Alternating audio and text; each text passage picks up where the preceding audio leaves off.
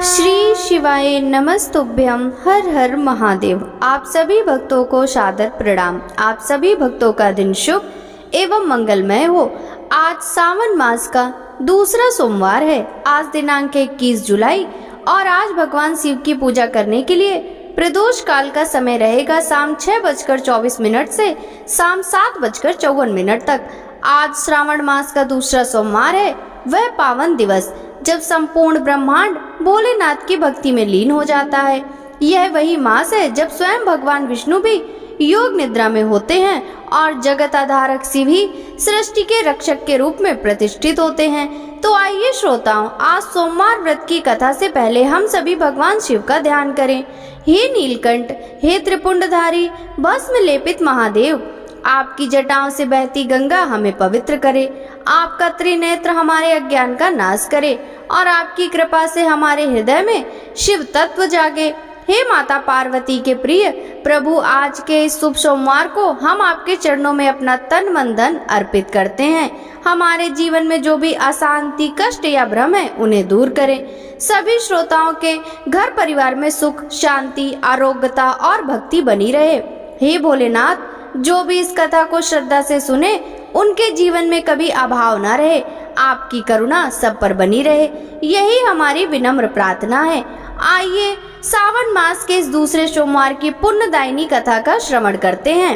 हर हर महादेव। श्रावण सोमवार की कथा के अनुसार अमरपुर नगर में एक धनी व्यापारी रहता था। दूर दूर तक उसका व्यापार फैला हुआ था। नगर में उस व्यापारी का सभी लोग मान सम्मान करते थे।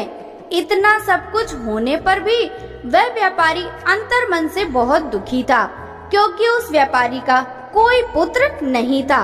दिन रात उसे एक ही चिंता सताती रहती थी, उसकी मृत्यु के बाद उसके इतने बड़े व्यापार और धन संपत्ति को कौन संभालेगा। पुत्र पाने की इच्छा से वह व्यापारी प्रति सोमवार भगवान शिव की व्रत पूजा किया करता था। सायंकाल को व्यापारी शिव मंदिर में जाकर भगवान शिव के सामने घी का दीपक जलाया करता था। उस व्यापारी की भक्ति देखकर एक दिन पार्वती ने भगवान शिव से कहा, हे प्राणनाथ, यह व्यापारी आपका सच्चा भक्त है। कितने दिनों से यह सोमवार का व्रत और नियमित पूजा पाठ कर रहा है। भगवान आप इस व्यापारी की मनोकामना अवश्य ही पूर्ण करें। भगवान शिव ने मुस्कुराते हुए कहा, हे पार्वती, इस संसार में सबको उसके कर्म के अनुसार ही फल की प्राप्ति होती है। प्राणी जैसा कर्म करते हैं उन्हें वैसा ही फल प्राप्त होता है। इसके बावजूद पार्वती जी नहीं मानी। उन्होंने आग्रह करते हुए कहा, नहीं प्राणनाथ, आपको इस व्यापारी की इच्छा पूरी करनी ही पड़ेगी। यह आपका अनन्य भक्त है। प्रति सोमवार आपका विधिवत व्रत रखता है और पूजा अर्चना के बाद आपको भोग लगाकर एक समय भोजन ग्रहण करता है। आपको उसे पुत्र प्राप्ति का वरदान देना ही होगा। पार्वती का इतना आग्रह देखकर भगवान शिव ने कहा, तुम्हारे आग्रह पर मैं इस व्यापारी को पुत्र प्राप्ति का वरदान देता हूँ, लेकिन इसका पुत्र 16 वर्ष से अधिक जीवित नहीं रहेगा। उसी रात भगवान शिव ने स्वप्न में उस व्यापारी को दर्शन देकर उसे पुत्र प्राप्ति का वरदान दिया और उसके पुत्र के 16 वर्ष तक जीवित रहने की बात भी बताई। भगवान के वरदान से व्यापारी को खुशी तो हुई, लेकिन पुत्र की अल्पायु की चिंता ने उस खुशी को नष्ट कर दिया। व्यापारी पहले की तरह सोमवार का विधिवत व्रत करता रहा। कुछ महीने पश्चात उसके घर अति सुंदर पुत्र उत्पन्न हुआ। पुत्र जन्म से व्यापारी के घर में खुशियां भर गईं। बहुत धूमधाम से पुत्र जन्म का समारोह मनाया गया। व्यापारी को पुत्र जन्म की अधिक खुशी न हुई, क्योंकि उसे पुत्र की अल्पायु के रहस्य का पता था। यह रहस्य घर में किसी को नहीं मालूम था। विद्वान ब्राह्मणों ने उस पुत्र का नाम अमर रखा। जब अमर 12 वर्ष का हुआ तो उसे शिक्षा के लिए वाराणसी भेजने का निश्चय किया गया। व्यापारी ने अमर के मामा दीपचंद को बुलाया और कहा कि अमर को शिक्षा प्राप्त करने के लिए वाराणसी छोड़ आओ। अमर अपने मामा के साथ शिक्षा प्राप्त करने के लिए चल दिया। रास्ते में जहाँ भी अमर और दीपचंद रात्रि विश्राम के लिए ठहरते वहीं यज्ञ करते और ब्राह्मणों को भोजन कराते थे। लंबी यात्रा के बाद अमर और दीपचंद एक नगर में पहुँचे। उस नगर के राजा की कन्या के विवाह की खुशी में पूरे नगर को सजाया गया था। निश्चित समय पर बारात आ गई, लेकिन वर का पिता अपने बेटे के एक आंख से काने होने के कारण बहुत चिंतित था। उसे इस बात का भय सता रहा था कि राजा को इस बात का पता चलने पर कहीं वह विवाह से इनकार न कर दे, इससे उसकी बदनामी होगी। वर के पिता ने अमर को देखा तो उसके मस्तिष्क में एक विचार आया। उसने सोचा, क्यों ना इस लड़के को दूल्हा बनाकर राजकुमारी से विवाह करा दूं। विवाह के बाद इसको धन देकर विदा कर दूंगा और राजकुमारी को अपने नगर ले जाऊंगा। वर के पिता ने इसी संबंध में अमर और दीपचंद से बात की।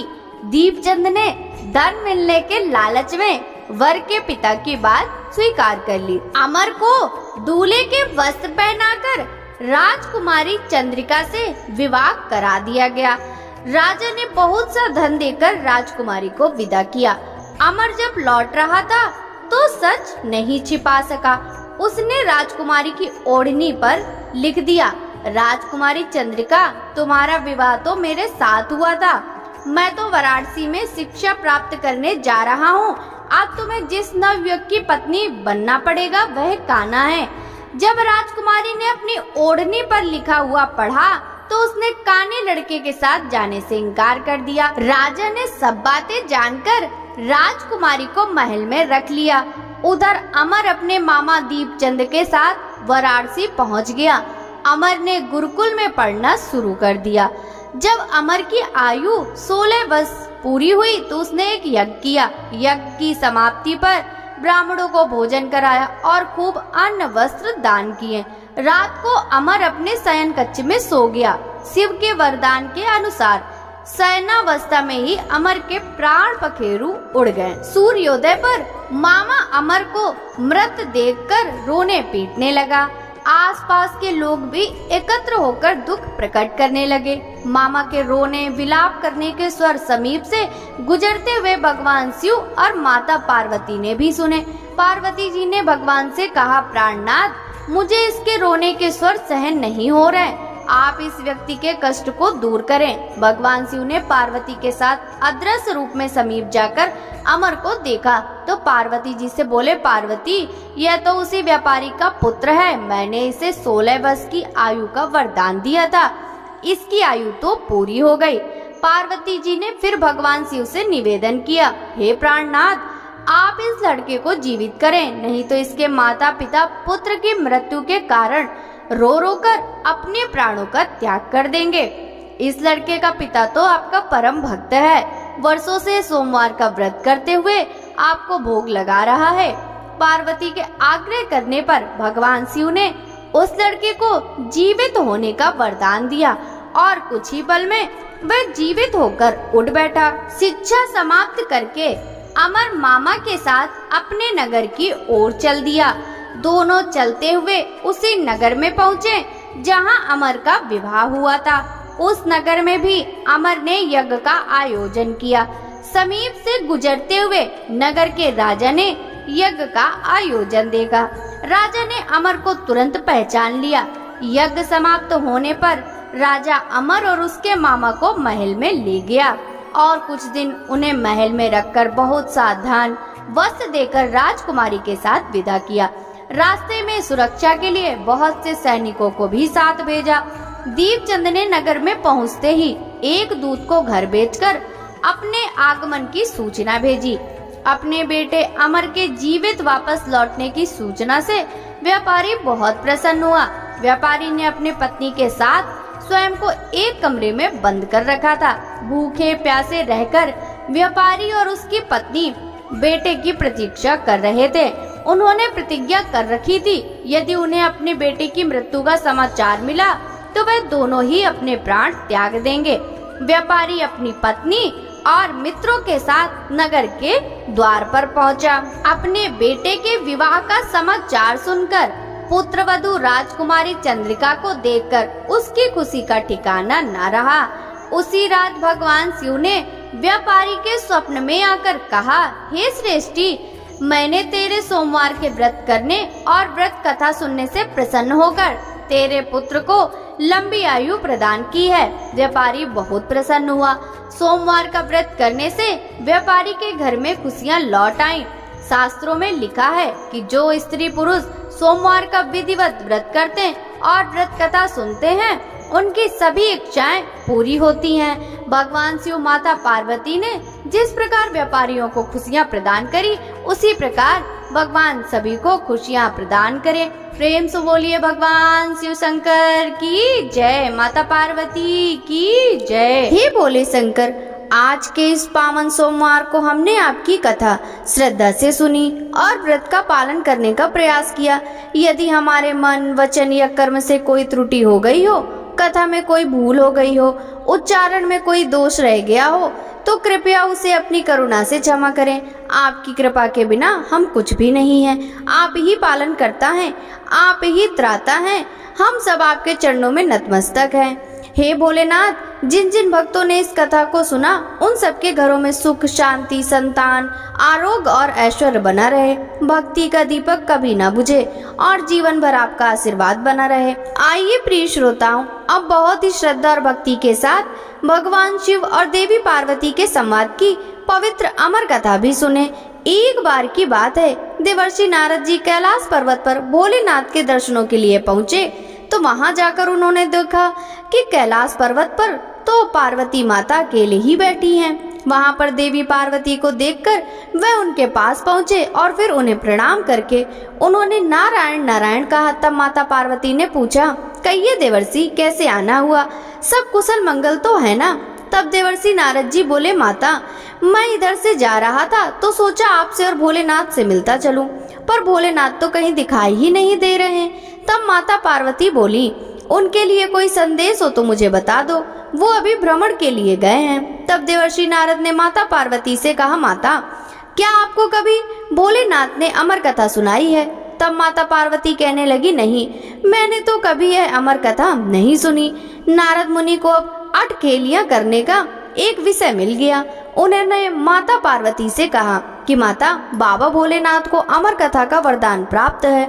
अगर कोई भी उस अमर कथा को सुन ले तो वह अमर हो जाएगा। लेकिन बाबा ने आपको वह अमर कथा अब तक क्यों नहीं सुनाई? क्या उन्हें आपसे ऐसा विशेष प्रेम नहीं है?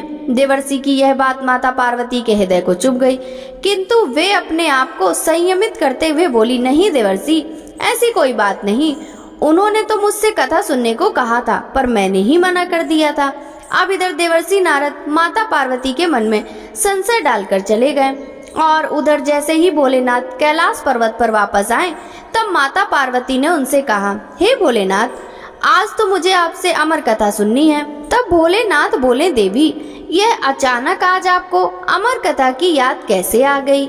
महादेव ने अपनी दिव्य दृष्टि से इस अमर कथा को सुनने की माता पार्वती की तीव्र इच्छा के पीछे का कारण जान लिया। वे जान गए कि देवर्षि नारद ने ही देवी पार्वती से यह सारा वृतांत कहा है। तब भोलेनाथ कहने लगे, देवी, अभी संध्या का समय हो रहा है और अमर कथा प्रातः काल ही सुनते हैं, तभी पुण्य मिलता है। तब माता पार्वती भगवान शिव की इस बात से सहमत हो गई। भगवान शिव ने भी सोचा कि सुबह तक देवी पार्वती सब कुछ भूल भाल जाएंगी, लेकिन अगले दिन सुबह सुबह माता पार्वती जी भगवान भोलेनाथ के जागने की प्रतीक्षा करने लगी कि कब वह जागे और कब वह उनके श्रीमुख से अमर कथा का श्रवण करें। तब जैसे ही भोलेनाथ जागे तो देवी पार्वती उनके समकक्ष पहुंच गई और पूछने लगी कि भोलेनाथ, अब तो सुनाइए अमर कथा। तब भगवान शिव कहने लगी कि देवी, कथा को सुनने से पहले हमें यह देखना है कि कैलाश पर कोई जीव जंतु ना हो। तब भगवान शिव ने अपनी शक्ति से एक भयंकर गढ़ को प्रकट किया, जिसने कैलाश पर्वत पर विद्यमान सभी जीव जंतुओं को वहां से भगा दिया। अब भगवान शिव देवी पार्वती को अपने साथ लेकर कैलाश पर्वत पर आसपास भ्रमण करने लगे। यह सुनिश्चित करने लगे कि कोई जीव जंतु तो नहीं रह गया। माता पार्वती ने पूरे कैलाश पर जाकर देख लिया, लेकिन उन्हें कहीं भी कोई कुछ नजर नहीं आया। लेकिन कुछ ही दूरी पर एक शुक और सुकी का घोंसला था, जिसमें एक अंडा पड़ा था। किंतु सुबह सुबह वह सुकी दाना चुगने चली गई थी। देवी पार्वती ने अंडे को देखकर सोचा कि यह तो न जीव है न जंतु, और इससे तो कोई खास भय भी नहीं। तब देवी पार्वती भगवान शिव के पास जाकर बोली, हे भोलेनाथ, मैंने दूर दूर तक देख लिया, कहीं भी कोई जीव जंतु नहीं है। भगवान भोलेनाथ बोले, देवी अब ध्यान से सुनो, जब मैं कथा सुनाऊं तो तुम बीच बीच में रुक रुक कर हुंकारा भरती रहना, क्योंकि जब मैं कथा सुनाऊंगा तब मेरी आंखें बंद रहेंगी। माता पार्वती बोली, ठीक है प्रभु। अब भोलेनाथ ने अमर कथा सुनाना प्रारंभ किया। देवी पार्वती बीच बीच में हुंकार भरने लगी और भगवान शिव देवी पार्वती को नेत्र बंद किए हुए अमर कथा सुनाते रहे। इसी बीच में अपने आप ही वह सुकी का अंडा फूटकर उसमें से बच्चा बाहर आ गया और वह भी कथा सुनने लगा। कथा सुनते सुनते देवी पार्वती को बीच में ही झपकी आ गई। लेकिन जब उस सुकी के बच्चे ने देखा कि देवी पार्वती को निद्रा आ गई, तो वह बीच बीच में रुक रुक कर अपने आप ही हुंकारा भरने लगा और भोलेनाथ की वह अमर कथा सुनने लगा। जब अमर कथा समाप्त होने लगी, तभी देवी पार्वती की निद्रा टूट गई और वह पूछने लगी कि फिर क्या हुआ था भगवान। तब भगवान शिव कहने लगे, देवी कथा तो पूरी हो गई। तब पार्वती जी ने कहा, लेकिन प्रभु मुझे तो बीच में ही नींद आ गई थी। भगवान शिव बोले, अगर तुम्हें नींद आ गई थी तो फिर यह कथा कौन सुन रहा था और बीच बीच में हुंकार कौन भर रहा था। तभी उनकी दृष्टि पड़ी उस नन्हे सुक पर जो कथा सुनकर हुंकार भरता रहा था। महादेव अपना त्रिशूल लेकर उसे मारने के लिए दौड़े, परंतु वह सुक आगे उड़ गया। आगे आगे सुक और पीछे पीछे भोले शंकर। इस प्रकार वह सुक उड़ता हुआ तीनों लोकों में घूमने लगा। अंत में वह व्यास जी के आश्रम में पहुंच गया, जहां उनकी पत्नी पेड़ के नीचे बैठी हुई थी। जैसे ही उन्होंने उबासी ली, वह सुक उनके मुख से होता हुआ व्यास जी की पत्नी के गर्भ में चला गया। भगवान शिव को अपने आश्रम में आया देखकर व्यास जी उनके पास चले आए और उनके आने का कारण पूछने लगे। तब भगवान शिव ने व्यास जी को सारी बात बताई। सुनकर व्यास जी हंसने लगे और कहने लगे, प्रभु अब तो यह सुख आपकी अमर कथा सुनकर अमर हो चुका है। अब तो स्वयं आप भी उसे मार नहीं सकते। अगर आपने उसे मारा तो आपकी अमर कथा झूठी हो सकती है। अब भगवान शिव वापस कैलाश पर्वत पर लौट आए और फिर वही सुख व्यास जी के अयोनिज पुत्र बने। माता के गर्भ में उन्होंने वेद, पुराणों और उपनिषदों का ज्ञान प्राप्त किया।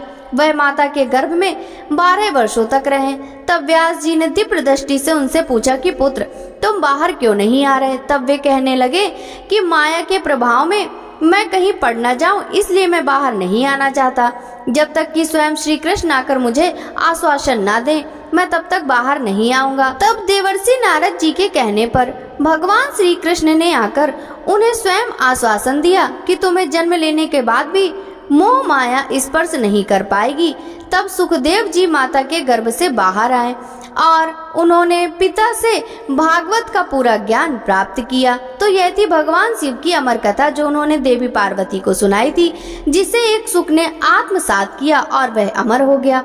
बाद में यही सुख सुखदेव के नाम से प्रसिद्ध हुए, जिन्होंने समय समय पर सौनक आदि 88,000 ऋषियों को भागवत कथा सहित अन्य कथाओं का श्रवण कराया और उन्हें मोक्ष प्राप्ति का उपदेश दिया। सभी प्रेम से बोलिए पार्वती पते हर हर महादेव। प्रिय श्रोताओं, अब आप सुनिए श्री शिव चालीसा पाठ एवं भगवान भोलेनाथ की आरती।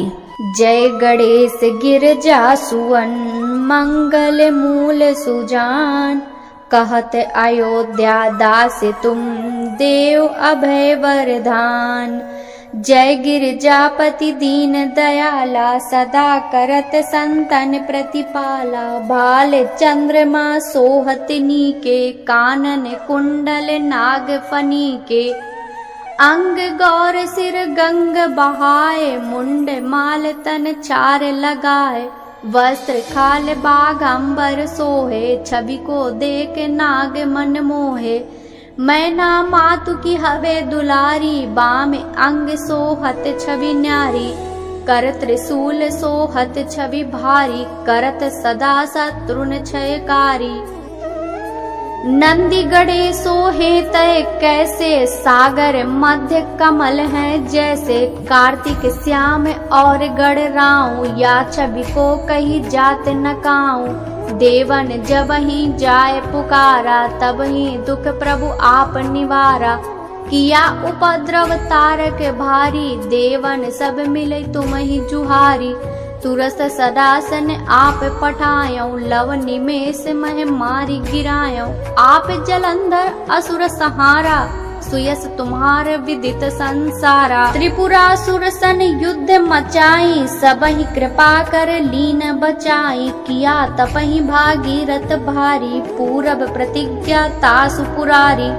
दानिन मह तुम सबको नाही, सेवक स्तुति करत सदाही। वेद नाम महिमा तव गाई, अकत अनादि भेद नहीं पाई। प्रकट उदति मंथन में ज्वाला, जरत सुरासुर भय विहाला। कीन दया तह करहि सहाई, नीलकंठ तब नाम कहाई। पूजन रामचंद्र जब कीना, जीत के लंक विभीषण दीना। सहस कमल में हो रहे धारी, कीन परीक्षा तबहि पुरारी। एक कमल प्रभु राखयु जोई, कमल नयन पूजय चह सोई। कठिन भक्ति देखी प्रभु शंकर, भय प्रसन्न दिए इच्छित वर। जय जय जय अनंत अविनाशी, करत कृपा सबके घटवासी। दुष्ट सकल नित मोहि सतावे, भ्रमत रहो मोहि चैन न आवे। त्राहि त्राहि मैं नाथ पुकारो, यही अवसर मोहि आने उबारो। लय त्रिशूल शत्रुन को मारो, संकट से मोहि आने उबारो। माता पिता भ्राता सब कोई, संकट में पूछत नहीं कोई। स्वामी है एक आस तुम्हारी, आए हरऊ मम संकट भारी। धन निर्धन को देत सदाही, जो कोई साचे सो फल पाई। स्तुति के विधि करें तुम्हारी, क्षमाओ नाते अब चूके हमारी। शंकर हो संकट के नाशन, मंगल कारण विघ्न विनाशन। योगी यति मुनि ध्यान लगावे, नारद सारद शीस नमावे। नमो नमो जय नमः शिवाय, सुर ब्रह्मादिक पार न पाए। जो यह पाठ करे मन लाई, तापर होते हैं शंभु सहाई। ऋणिया जो कोई हो अधिकारी, पाठ करे सो पावन हारी। पुत्रहीन कर इच्छा जोई, निश्चय शिव प्रसाद ते ही होई। पंडित त्रयोदशी को लावे, ध्यान पूर्वक होम करावे। त्रयोदशी व्रत करे हमेशा, ताके तन नहीं रहे कलेसा। धूप दीप न वेद चढ़ावे, शंकर सम्मुख पाठ सुनावे। जन्म जन्म के पाप नसावे, अंत धाम शिवपुर में पावे। कहे अयोध्या दास आस तुम्हारी, जानी सकल दुख हरहु हमारी। नित नेम कर प्रातः ही, पाठ करो 40। तुम मेरी मनोकामना पूर्ण करो जगदीश। मगसर छठी है मंत्र ऋतु, सम्मत 64 जान। अस्तुत 40 मही, पूर्ण कीन कल्याण। ओम जय शिव ओंकारा, स्वामी जय शिव ओंकारा। ब्रह्मा विष्णु सदा शिव, अर्धांगी दारा। ओम जय शिव ओंकारा, एकानन चतुरानन पंचानन राजे। हंसासन गरुड़ासन, वृषवाहन साजे। ओम जय शिव ओंकारा। 2 भुज 4 चतुर भुज, 10 भुज अति सोहे। त्रिगुण रूप निरखता, त्रिभुवन जन मोहे। ओम जय शिव ओंकारा। अच्छे माला वन माला, मुंड माला धारी। त्रिपुरारी कंसारी, कर माला धारी। ओम जय शिव ओंकारा। श्वेतांबर पीतांबर बागांबर अंगे सनकादिक गरुड़ादिक भूतादिक संगे। ओम जय शिव ओंकारा। कर के मध्य कमंडलु चक्र त्रिशूलधारी सुखकारी दुखहारी जग पालनकारी। ओम जय शिव ओंकारा। ब्रह्मा विष्णु सदा शिव जानत अविवेका प्रणवाक्षर में शोभित ये तीनों एका। ओम जय शिव ओंकारा। लक्ष्मी सावित्री पार्वती संगा पार्वती अर्धांगी शिव लहरी गंगा। ओम जय शिव ओंकारा।